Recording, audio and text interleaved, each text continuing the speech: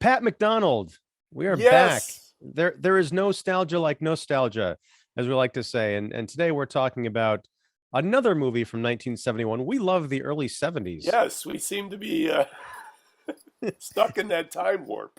And we love Blaxploitation. Yes, we do. Who knew? But yeah, we're going to be talking about, as the song goes, we're going to be talking about Shaft, and we're not going to shut our mouth about this Gordon Parks classic from 1971 starring Richard Roundtree. Yeah, unbelievable. Yeah, it's you might have a question for me, I suspect. Well, the first question always, as we ask, especially when somebody volunteers something, as I did Little Faust last month, is why Shaft? Well, for a couple reasons. One is a shameless plug. Well, I'm not plugging myself, but Criterion put out a new Blu-ray Ooh, and 4K okay. HD Ultra thing of Shaft. So Nice. that's out now.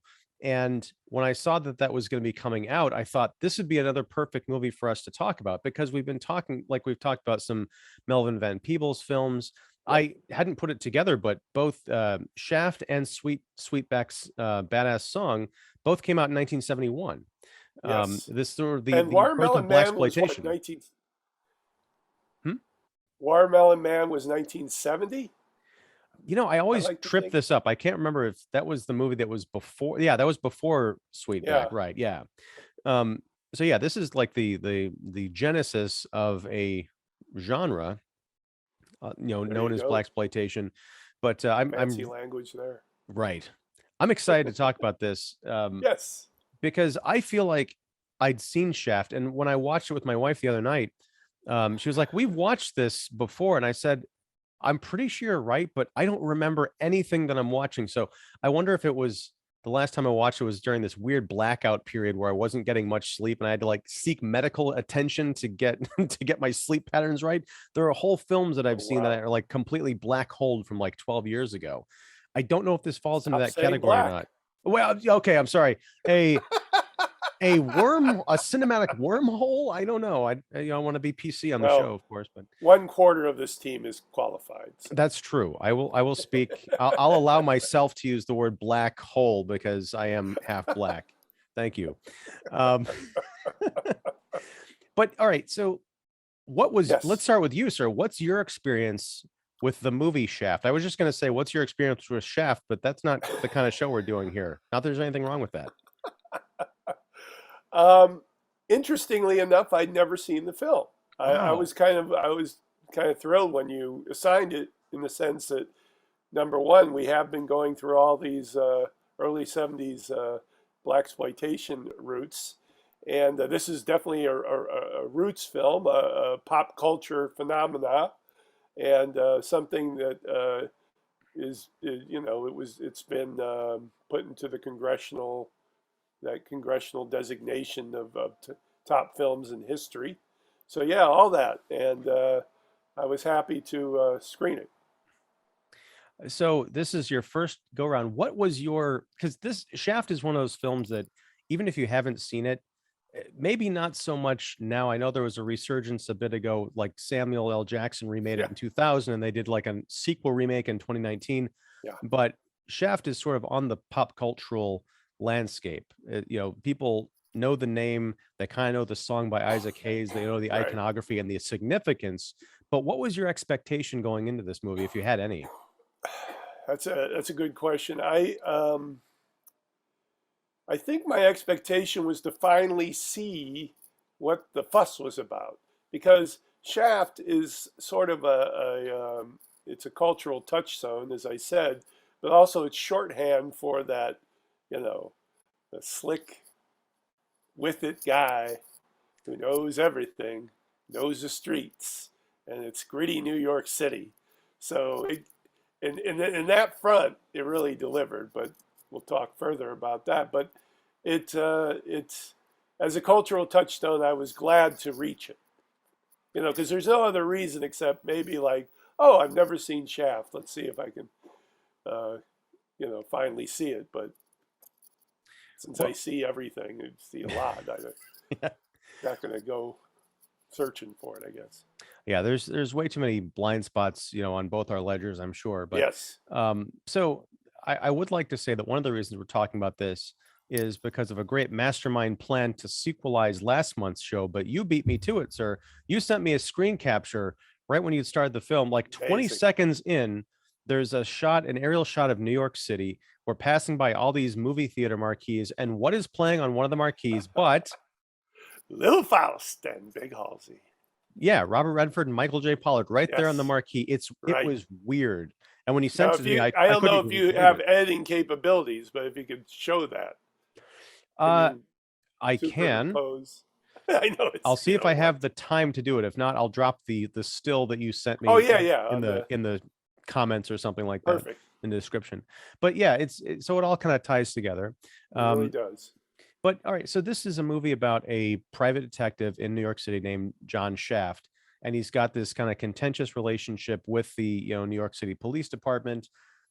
I was surprised, and we're just gonna pretend this is the first time I'd seen this because it might as well Okay, have been for everything that I'd forgotten. right. But you know, I'm kind of just I've been weaned on the intervening decades or ensuing decades of detective movies where there's always like a big conspiracy and there's a war in City Hall and corrupt politicians and stuff. I was surprised by how simple this movie is and how Yeah. abruptly it ended. It almost Huh. ends with a setup to a sequel that could pick up like 5 minutes after Shaft walks off the screen laughing his head off. Yeah. Were you caught Very off odd guard by ending. that at all? Yeah. Well, here my biggest. You talk about detective movies over the years. I also was struck by how much it resembled like a 1970s cop show. Hmm. The tough but benign police sergeant. The and a lot of it's in just rooms. There's not a lot of outdoor stuff except when he's walking around, Yeah. which I love because I just love anything about old New York. And I want to. You were describing him as a private detective. I want to quote a line from the song. Who's the black private dick that's a sex machine to all the chicks? Shaft. Shaft. Now, if that He's doesn't also get your wheels going, I don't know what will. well, it's and as the song also goes on to say, he's a complicated man and no one understands him but his woman. My question is, which woman? Because Yeah, see, there does seem to be a main squeeze in this film, but he also takes the time out to service this lady that he meets as he's posing as a bartender, and he kind of like gives her the boot the next morning, and she's all kind of hot and that's bothered by all. it. That was what was so TV movie about it. He's posing as a bartender. He has a relationship with the cops, but they don't really like the relationship. It's so 70s cop show. I was like, no wonder they spun it off into a TV show. Well, and there was also two sequels which I haven't watched. Yep. Shaft's Big Score, which is also, I think they include this on the Criterion disc, which is Oh, good. strange. It's like an extra, but the extra is an entire feature. And then Shaft in Africa a few Yeah. years later after that. But the TV show thing it's a great kind of comparison because it's almost like episode 5 of a TV show. We don't get like Shaft's origin. Right. There's no establishing the relationships that he has with these people. It's just we're dropped kind of in the middle of it, and it's fine. There's no, he's a complicated man, but he's not a complicated character. He's got roots in like Harlem, and then he kind of became this detective. You get the feeling that he was part of like a running with gangs or like revolutionary groups earlier on, but then he Yeah, that sold you out get that according to right. some of his friends. But that all comes across in the situations that he finds himself in, where there is a local mobster named Bumpy, Bumpy. played by Moses Gunn, who's Great Moses Gunn.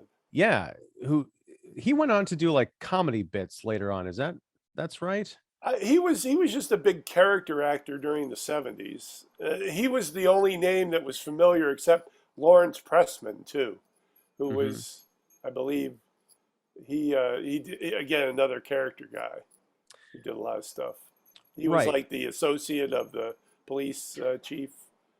Was Hmm. a chief? Was he the chief or the head of homicide? I don't remember. one of them. I'm trying to You find know, some. Shaft does not care to walk. He doesn't think traffic will hit him. He just constantly is crossing the street against traffic, and then giving the finger to anybody who's honking at him. Well, that's a Shaft. maybe this is a good place to really dig into the film. It's an MGM production. It's a Yes. big. It looks big budget, and most of this, the opening of the film, are these kind of aerial establishing shots of Richard Roundtree's character. He emerges from the subway, he walks into traffic, and it just looks. I don't know how they got this shot, but it looked like he was just walking into traffic and was very lucky not to get hit by this fleet of cabs. I just think it's like you said, I just think they just turned on the camera and said, walk across the street, because there's doesn't seem to be any, like, we've stopped traffic on the streets and have extras going by them. It seems like real people.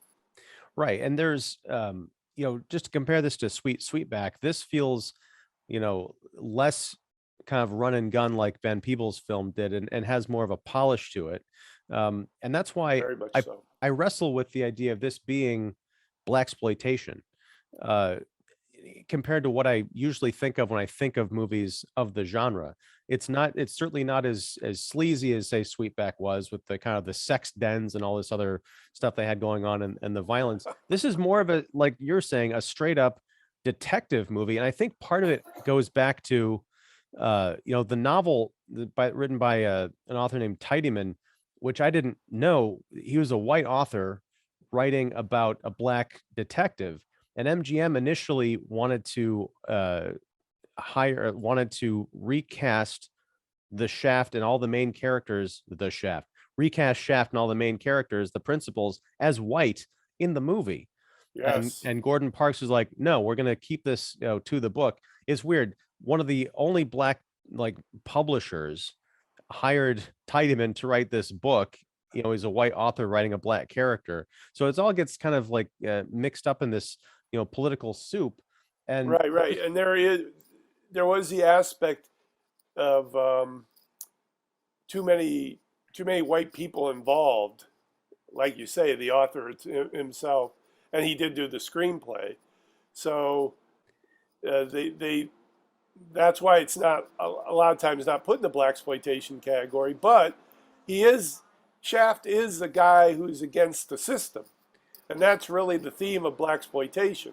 It's black power is going to take over, finally get to whitey, and that's basically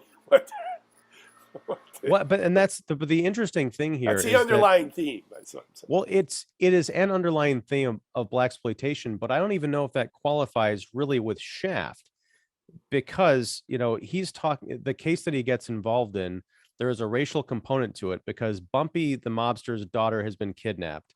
Yeah, And we come to find out that members of Bumpy's crew have been bumping up against running up against like white mafioso characters all around New York. And so there's a brewing mob war coming, with right. mob hitmen coming in from, like, Florida and Michigan and who knows where, converging on New York City. So Bumpy's concern, and I think Shaft's as well, is that there's going to be a race war coming, Right, that's going to right, be perceived as a race war because it's black on white, but it's really just inner crime gangs that they're just kind of bumping into each other because of business concerns, and not necessarily a racial component, but that's going to be used to jack up the tensions.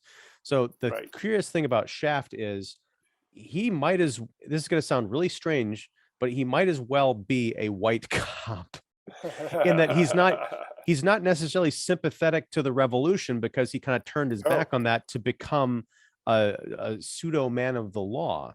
But he knows how to play kind of both worlds against each other, for each other, and for himself. I think Shaft's in it for one man. Shaft. Yeah. I mean, he's in it for one guy.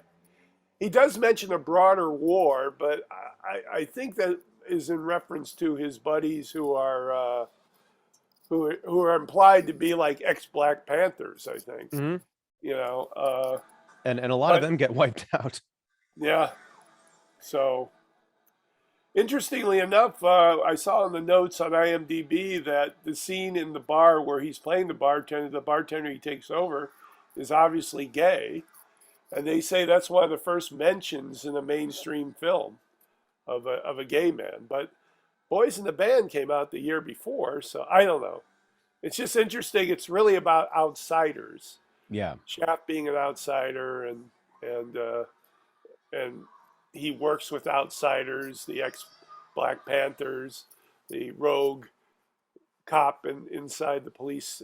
You know, he's always protecting him. Yeah, and I kind of wish this. Well, you said it was turned into a TV series. I don't think I knew that. Yeah, I think one season on CBS where Richard Wow. Roundtree reprised the character, and of course, the two sequels during the '70s. Apparently, he's the only one that's been in every Shaft iteration, even the Samuel L. Jackson in 2000. I think he's like his uncle or something, and then to to the 2019, it was three generations of Shaft: Roundtree, I Jackson. I vaguely remember. I never saw the 2019 version. I vaguely Oh, it's remember bad. the 2001.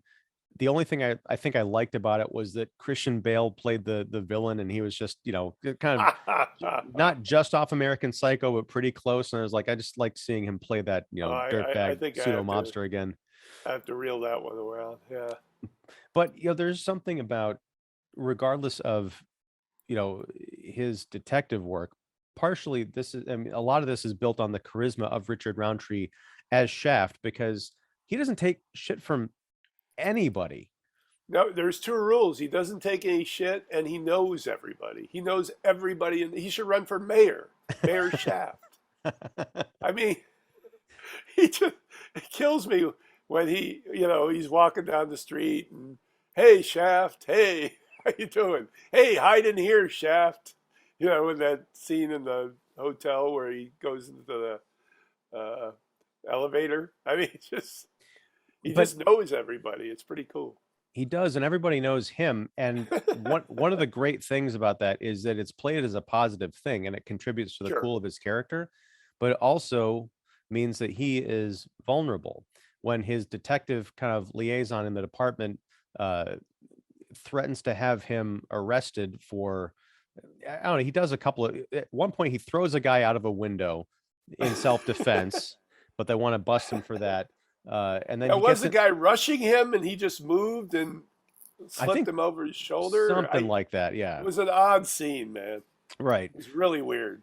But it was great because you see the guy go out the window. I'm like, wow.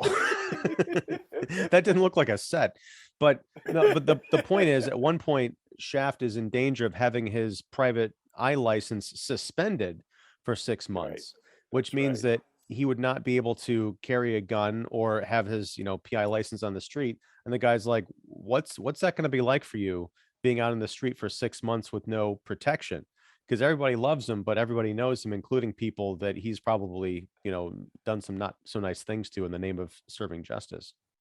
Now, there is a question I have to ask. Hmm. As I was watching this, I said, is this politically correct today? I think the answer easily is no. Yeah, but I mean, I don't know. I don't know what I'm supposed to do with that. I understand the question. I thought about Okay. that too, but it's like, can we have a politically correct version of Shaft? Probably not. Do we need one? Hell no. No, Because I don't expect a 1971 version of Shaft to be politically correct. right, but But I'm like, I can't speak for people of like Gen Z or whatever, because I'm, old as hell. But there was nothing about this movie that really offended me, and there was a lot that I thought was kind of, dare I say, progressive for the time, like that bartender character right. that we mentioned. You know, we've seen gays portrayed in, many different ways over the years. This is certainly the very least offensive, flamboyant, stereotypical gay person that I've seen on film. Well, Which, especially in a film in 1971, because right, you're talking that's only 2 years after the Stonewall, Stonewall Inn right. rights, and they were in that neighborhood. By the way, I kept looking for the Stonewall, but I couldn't find it. Well, because he's this guy, I think he's wearing a pink shirt or like a bright red shirt or something. Yeah, He's there's very nothing hugely flamboyant. flamboyant about him. Well, but I'm saying like you can look at him and say, "Oh, I get it."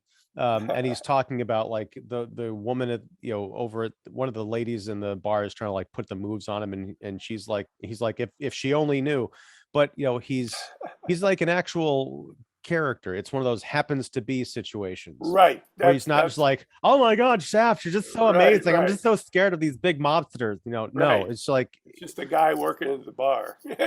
right. And I'm sorry if That that was impression offended anybody, but what I'm trying to get is what you had said about outsiders. This movie seems to wear that on its sleeve.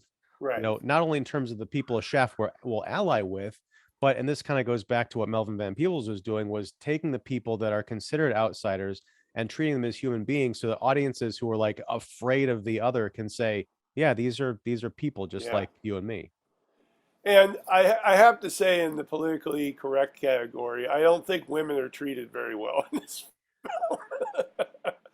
That's what I would think is the big difference. I mean, basically, they're there to satisfy the needs of a John Shaft, and those needs are large. Well, I would say I that the said needs, needs. well, yes, but what I would say, I would gently not push back on that, but I would just add that the two women that we really see in this movie, and I'm sorry I don't remember either of their names, and that's not because I don't consider them people. It's because I just watched this a couple days ago and they weren't much of part of a movie.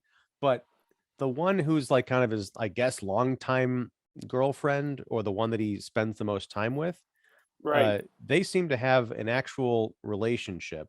I assume she knows what kind of guy he is, but she's kind of got her own life and job, and she's like doing stuff around the apartment when he like comes tumbling in, like wounded or whatever. So Uh, that was her place. I believe so, right? Okay. At one point, like when we're introduced to her, we're introduced because Shaft is sitting by the fireplace completely nude reading a magazine, and she Yes. walks in, and then she's like, "Oh," and then they just start having sex. The difference, I think, is in a lesser kind of a film, it would be like he just walks into her apartment and says, "Hey, it's time," and then just like starts ripping her clothes off. That and the girl that he picks up on in the bar, who kind of gives him crap for being good in bed but a lousy person after the encounter, those Yes. both show agency. you know you're right, we do see them nude, there's like sex scenes and all this other stuff, but they're getting satisfied just as much as he is in this movie. I just I don't know. I felt a bit uncomfortable about um, the lesser use of them as characters. Now, I that that's a good observation about their agency, but still, they were there for John Shaft's needs. Yeah, and the audience, I mean, that's the tricky part about talking about any of these movies, is we are talking about 1971. Right. My point is, it is much less worse than it could have been. Oh, sure. And you and know it's impossible to understand, an audience back then, an adult audience. I mean, I was 11 years old. I guess I could have seen it. Like, but here's an well, if you were really lucky, I sure, but Yeah, here's no way. here's an anecdote that I picked up. Someone was talking about, I think, sexism in Star Trek on a YouTube essay, and Uh-huh. they had mentioned that there are people now who look back on the original 1960s Star Trek and say how sexist it was, because all the women were running around in midi skirts and hose like Right. stockings. Right. The problem is with that argument, because it is a 2020 lens, back in the 1960s, this was at the height of the women's liberation movement.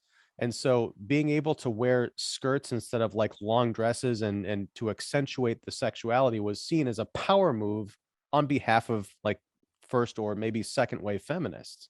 Well, I agree with you there because I know Roddenberry's attitude was to project a sense of equality, and that was a style in a Right, but sense. like I think it was I guess. Nichelle Nichols, who fought for that, and along with some of the other co-workers on the set. They're like, no, we want to do this. This is Yeah, it was important. still a man's industry back then.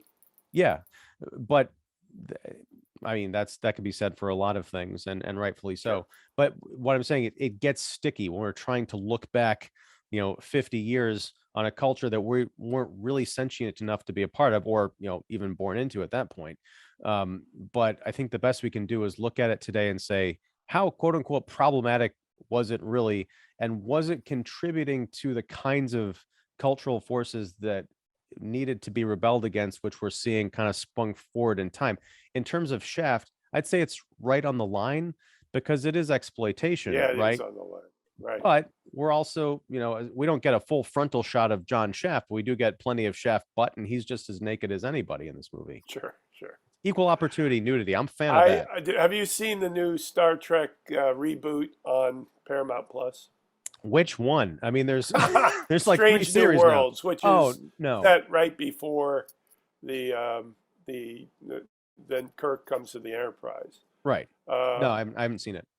it's it's interesting you mentioned the women in the original show because they really take pains to make sure that or Uhura and Nurse Chapel are as kick-ass as the dudes in this one because uh, to me when I was watching I said well there's a contrast between the old series and the new, not that women were subservient on the old Enterprise but they weren't, I wouldn't call them equal to what the men were doing in their adventures. So Yeah, this time everybody's in. and And that's Nurse Chapel is like a kung fu expert or something.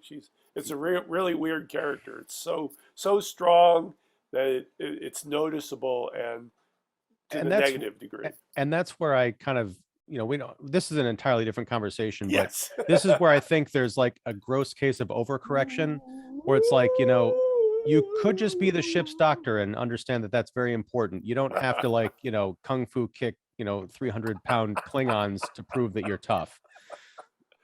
As I said, it was strange. Yeah, a strange new Oh, world speaking of indeed. singers, the background singers for the film's theme song are Dawn from Tony Orlando and Dawn. Do you remember that act? No, because I wasn't born, but no, You were born. no, I'm, They I'm had a variety show in the 1970s as singer Tony Orlando, best known for tie a yellow ribbon around the old oak tree. But anyway, they had a variety show, Tony Orlando and Dawn, that was Thelma Hopkins and Joyce Vincent Wilson, and they were the backup singers for Shut wow. Your Mouth. That song is much more low key than I think I remember it being, It's because it is true, just kind of like Isaac Hayes sort of talking, and then there'd be right? occasional, sometimes he'll break into like genuine song, but yeah, it was almost like more of a rap. Great tunes to be sure. But Yeah, let's talk iconic. about this plot. Not that I was falling asleep, I just was not prepared for the lack of kinetic visceral action. It, That's pretty much, it's front loaded at the beginning of the movie and at the very end where they're trying to get back the Bumpy's daughter. But there's a lot of, as you mentioned, hanging out in offices, interrogation rooms, bars, just like feeling people out. I'm like, again, I don't consider this blaxploitation. I feel in any other era I feel like this would have just been a detective movie. yeah, the what struck me was the elaborate plan they had at the end. They, they were dressing up and they had a bunch. It was a real a caper movie in a sense. You got your crew together. You ever Yeah, see the Rick and Morty about the crew? The crew. I've never seen Rick and Morty. Oh, I know, dude, I'm one it's of one of those my guys. faves. It's But easy to catch up with because there's only like 6 or 7 or 8 depending on what they feel like. They had less than 10 episodes a season, so well, you'll catch up someday. It doesn't matter. yeah, I But but yeah, it does kind of become like Shaft's 11 or yes, something at Shaft's the 11 end, exactly. which is it's just great because so the mob, one of the mob crew has kidnapped the daughter, we find out. Um Shaft goes to rescue her, and one of the things I really dug about this movie is he's a badass and he's really cool and everything, but he's not invincible. And he does get his ass handed to him during this confrontation where he kind of And get steps. shot. Yeah, he gets shot pretty badly. I thought he was shot up a lot worse than it turns out he actually was, I guess, but he has to come up with a plan and rely on this kind of ragtag team of former His Panthers, as we'll crew. call them, right, to pull off this insanely elaborate hotel rescue I where he's like, didn't get it. I always kept on like, wait, this could have been a lot easier. You didn't have to go through all this mechanics. well, he might it I don't know that that's true, because it on the surface, it does look like he has to just swing through the one hotel room, shoot the bad guy, and grab the girl. But then you realize there's sort of like the Godfather montage at the end. There's all these other mobsters in the surrounding hotel room that the other members of the crew go in and take out. Because if Shaft had just gone in and knocked on the door and started shooting, there would have been a whole bunch of other people, because they didn't know necessarily where. Did they figure out where all the other mobsters were? Because that's a little bit sketchy to me. Did they know Well, where everyone that's was staying? why. Well, I guess I just focused on him swinging in the room and grabbing the gown and leaving, and that was it. And I don't recall or didn't pay attention to the fact that there are other mobsters in this hotel. Yeah, I mean, it Did wasn't I like. watch this movie closely? I was when you said it, I was struck by the fact that it was a very conventional sort of detective story, very much in the mode of 1970s Kojak or something like that. Nothing, nothing, and I was trying to grab on to where the popularity of this was because it was made for a half mil. It grossed like 25 mil. It was the most profitable. It saved MGM that year. Like they were on the brink. And this little film, this little detective movie got them out of it. And it was being filmed almost like Melvin Van Peebles always said that Shaft copied off of Sweetback, but they were being filmed simultaneously. Didn't they come out like months or even weeks apart? I don't know. I know they were the same. They both came out the same year, so it would have been pretty much impossible for one to And copy Gordon off the Parks had other, never right? done a narrative film. He'd done a documentary, but he'd never done a narrative film.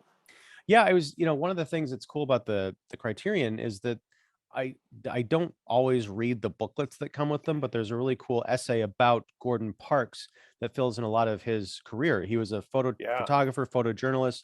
He was the godfather of Malcolm X's daughter, and Wow. he was hanging out with a lot of those revolutionaries. But he Yeah. kind of, much like the character of Shaft, and haven't read the entire essay, so I don't know if that's what resonated with him. But he kind of turned his back on the whole like black revolutionary movement because he wanted cultural change through nonviolence. So he kind of Uh, settled into the arts, which I thought was very fascinating because he said by well, the he time Shaft. co-founded Essence magazine too, which was a huge, to kind of go after Jet magazine out of Chicago. He co-founded Essence, which was more of a photography-based black magazine. Right, and the essay points out that by the time he made Shaft in the early 70s, a lot of the people that were part of the revolution he didn't want to be a part of were either dead or in jail or otherwise Oh yeah, indisposed.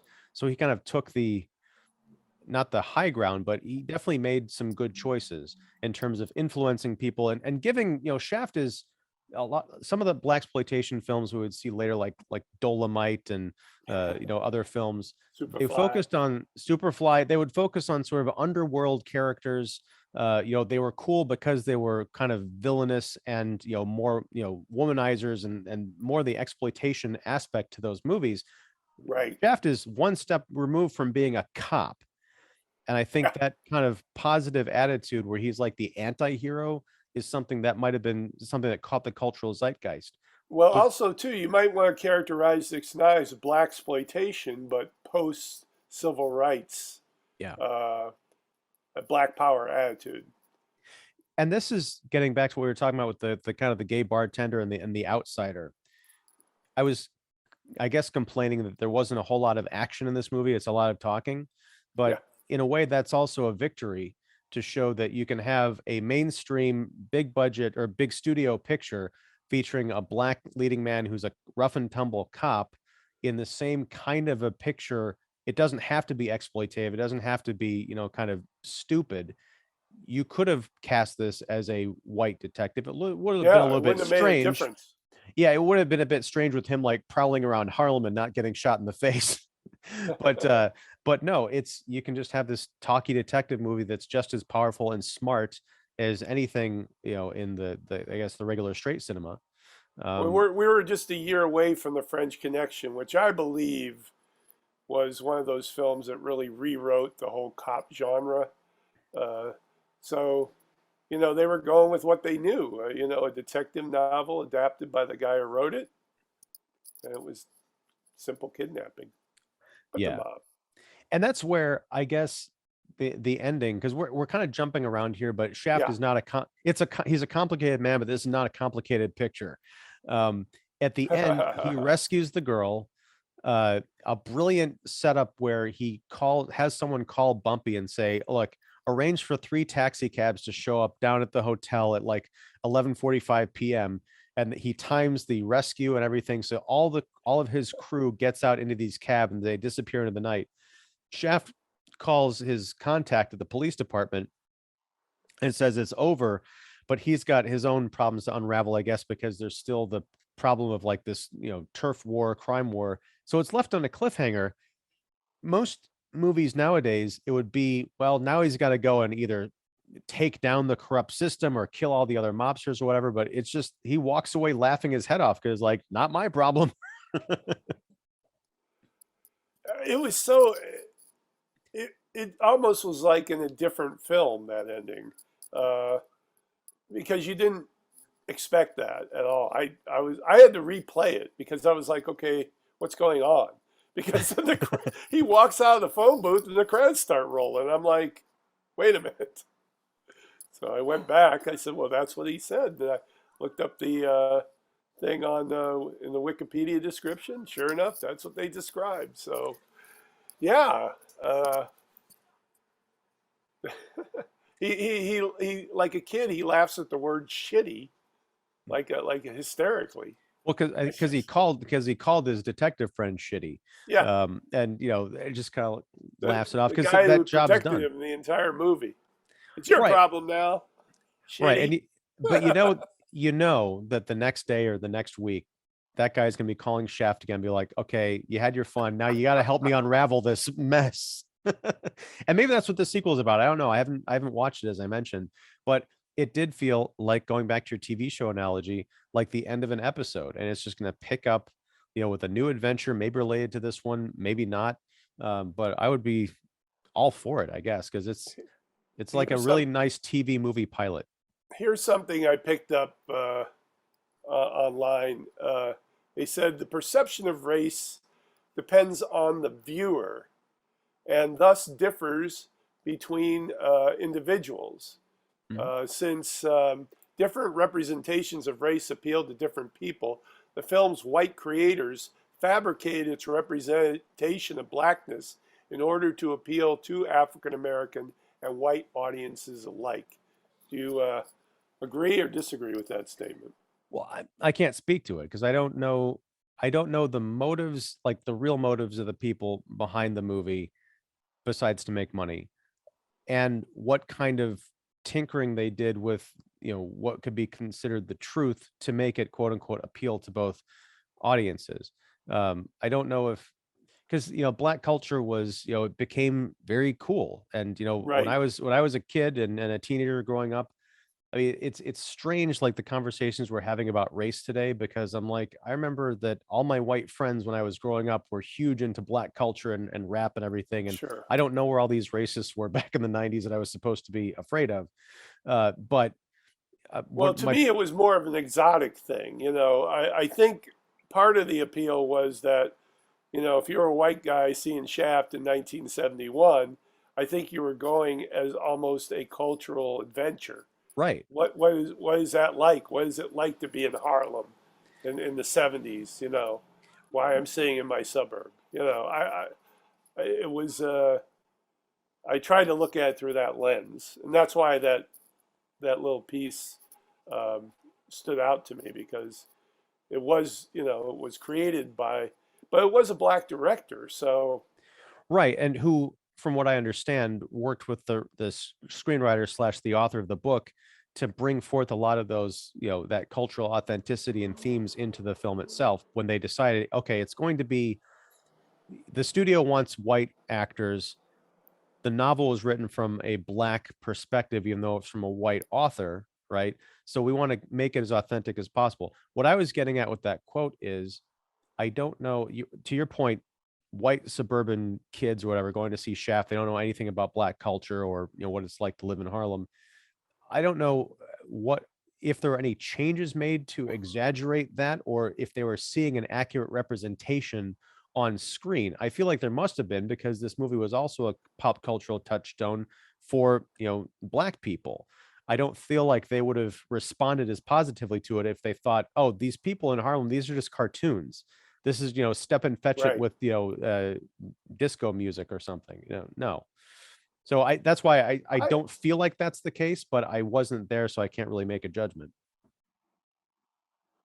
Yeah, again, going back to the statement, I'm thinking that perhaps there was adjustments within the whole atmosphere of the production Mm, to create both a on ramp for white and black audiences. Now, in the black sense, I don't think he's caring about it. He doesn't care if white is going to come and see it, but he's also saying, well, let's at least make it culturally um, uh, informative mm. as possible. And in the elements, I don't know the original source novel, but the elements of the Black Power movement within the themes of the whole story it was part of the news back then. Yeah. So um, it's just an interesting statement. There they again, it's just one sentence that came out to me was the film has themes of Black Power movement, race, masculinity, and sexuality. And of course, that was a lot more adult than some of the films that were going on. Can we put this even in the category of the new cinema if we're going to talk about, the late 60s and Easy Rider and The Graduate and all that? Is Shaft part of that movement because of what they were attempting to do with this character and how he was going to approach his relationships in the film? Again, I can't speak to that because I'm not versed enough with that. I've seen Easy Rider, I've seen The Graduate, I've probably seen a lot of films of that era that you're talking about. But sure. my question would be, is the new cinema, and pardon my complete ignorance, No, is that something that was considered a movement at the time, or is it something that was sort of retroactively ascribed to an era because there are all these different films kind of speaking to a cultural zeitgeist that happened to come out at the same time? right. Well, it was a movement because once The Graduate and Bonnie and Clyde made such a splash, that's kind of characterizes the first forays into the new cinema. And You're, possibly the Wild Bunch too. That would be right around that yeah, same time. Yeah. right. Hmm. The studios were seeing they were getting another audience that were coming in to see this stuff. So to me, Shaft is almost like it's another audience type picture. Let's see what we can do to get um, butts in the seat that usually are not coming out for this type of picture. So, I mean, again, Van Peebles thinks he invented it, but again, it was all happening at once. It seems at that era.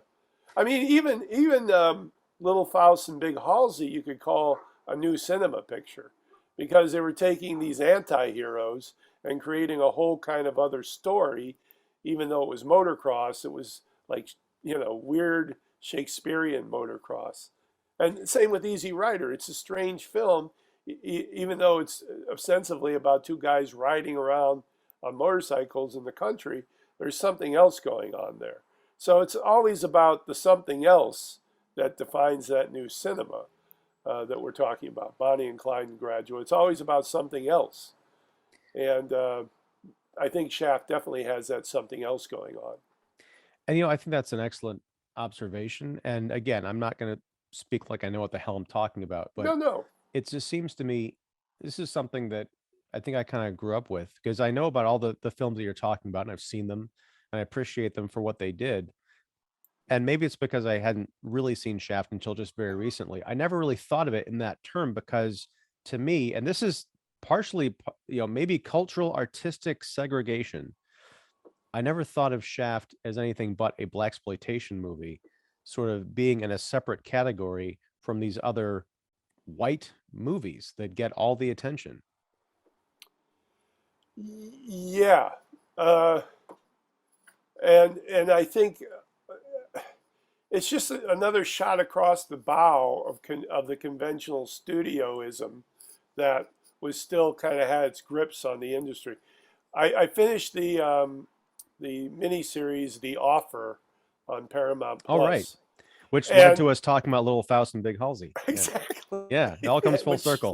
leads us to John Shaft walking by the marquee. But um, that was an excellent example of the new cinema versus the studios versus the big business.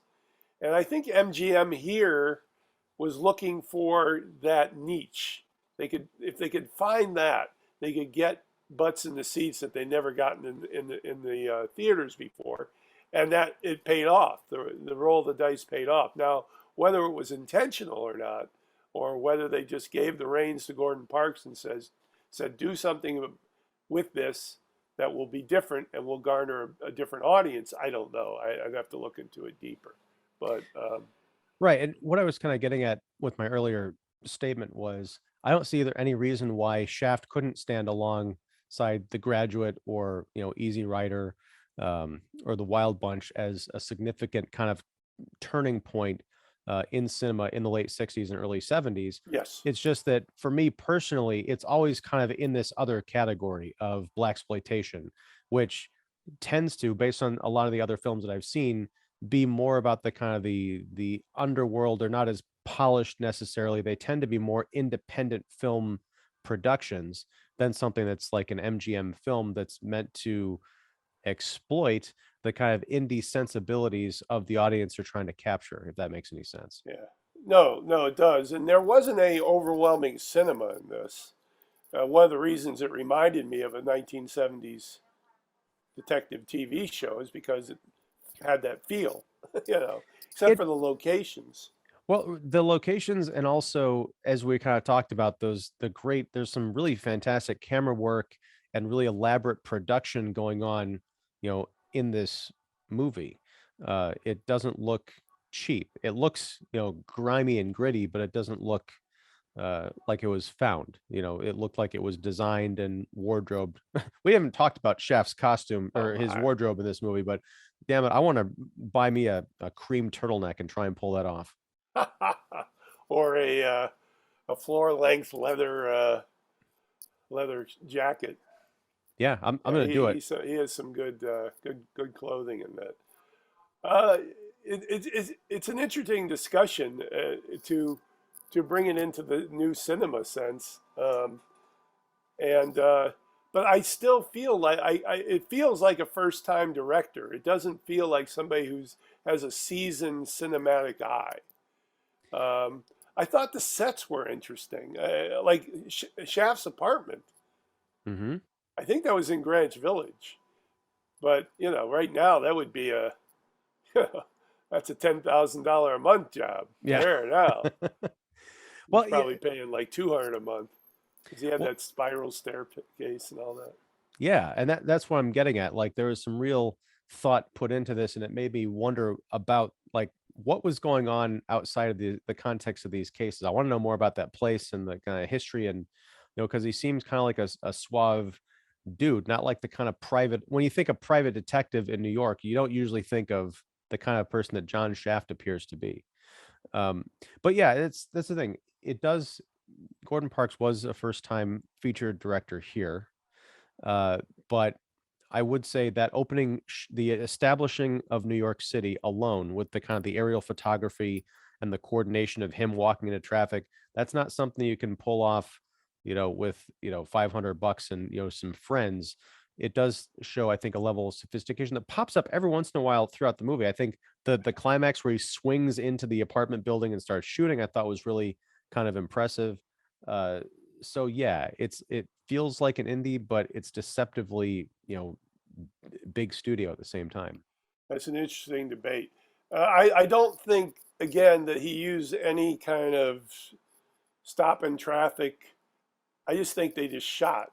Like the Well, camera was up, and he had a earpiece or something. They said action. He just started walking, regardless, I and mean, but the camera does, move. It's not like he had it stationary on top of a building or something. I mean, you get the feeling it was like copter mounted or something, because a lot of the New York stuff, we're following him, kind of like floating, like following him as he makes his way through the city. It's not like you I'll have have to a watch that opening sequence again. right. And whether or not, it is possible that they just got Richard Roundtree to say, okay, now go through this line of cars and we'll hopefully you don't get killed. But it just, for me watching it, it felt very, slick, not fake, just, really well produced. But yeah, I think, It was a good thing to add to my cinema education for sure. I was very grateful after I watched it, even though it didn't blow me away or anything. It's still I could see its significance just yeah, because of the atmospherics. You know, it's one of those things that I want to watch again at some point, yeah, probably not in the near future, but now that I right. know more of what it's about and what it's not, I think I might be able to appreciate it more. I really loved this movie, but I feel like it was tough love at some points. I'm like, where are we going here? Right. I think I like the cultural atmosphere of it much more than I like the plot. I'm Sure. not a big police procedural guy. That's not one of my favorite genres. So there was a lot of police procedural in this. But the Shaft 11 at the end was the kicker that made it different. So I appreciated that too. So, Yeah. All right, sir. Well, all this right. has been a fun one, as Yes, they it all has are. been. We got to figure Yes. out what we're talking about in August. I don't know what that'll Ooh. be, but do you have any ideas off the top of your Well, head it's end of summer, so maybe we can come up with a good end of summer, maybe going back to school kind of thing. with Rodney Dangerfield? Haven't seen that since that came out. That's a Done. No, but well, we well, can talk about it. I I don't know. wouldn't Back to mind. school would be fun. I wouldn't mind back to school. Let's do Is that it? then, because the last time I watched it, probably about 10 years ago, I reviewed it, and a friend of mine read my review and said he was disappointed in my take, which Huh. was a different take than I'd had like the 10 times I'd watched it growing up. I discovered that I really did not like Rodney Dangerfield's character, like as a person. Now, I don't know if I would still have that view watching it again, but I'm interested to find out. Well, the thing that my biggest impression of it, just thinking about it right now, and again, I haven't.